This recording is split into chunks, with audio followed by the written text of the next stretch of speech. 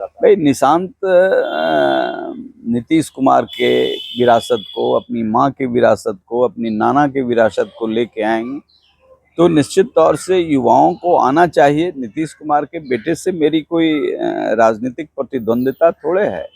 नीतीश कुमार के बेटे निशांत में कई लोगों का सकारात्मक गुण भी है उनके। नमस्कार, आप देख रहे हैं धा न्यूज और मैं हूं अभिषेक मिश्रा।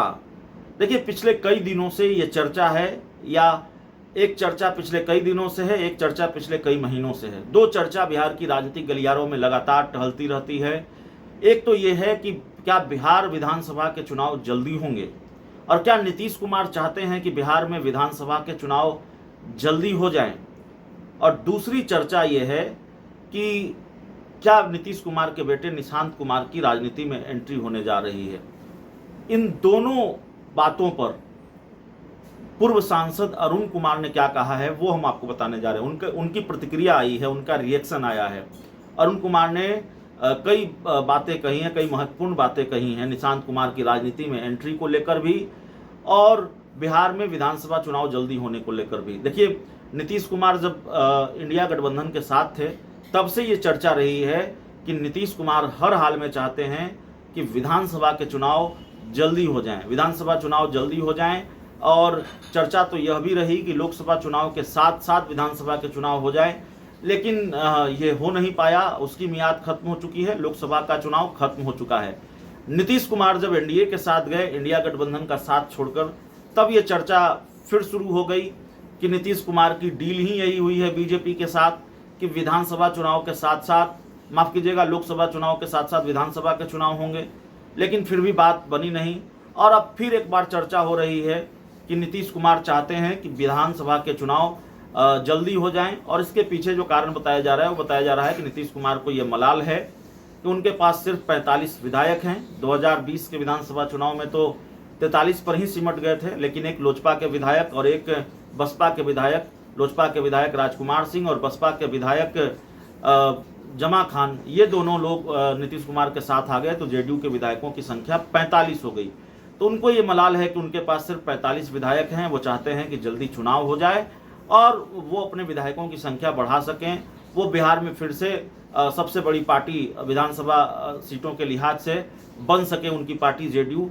ये तमाम चीज़ें बिहार के राजनीतिक गलियारों में चर्चा का विषय रही है। फिर ये चर्चा शुरू हो गई कि निशांत कुमार के बेटे भी राजनीति में आने जा रहे हैं, उनको संगठन या सरकार में कोई महत्वपूर्ण जिम्मेवारी दी जा सकती है।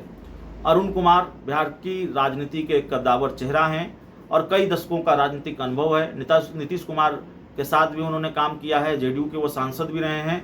तो उन्होंने क्या बताया है इन दोनों चर्चा को लेकर, और क्या ये दोनों चीज़ें संभव हैं, उनकी इसकी संभावना कितनी है, सुनिए अरुण कुमार क्या कह रहे हैं। मैं समझता हूं कि एनडीए नहीं चाहेगा कि चुनाव जल्दी में हो। नीतीश कुमार जरूर चाहेंगे कि जल्दी में हो, और मेरा कैलकुलेशन है कि चुनाव बिहार में समय पर होगा।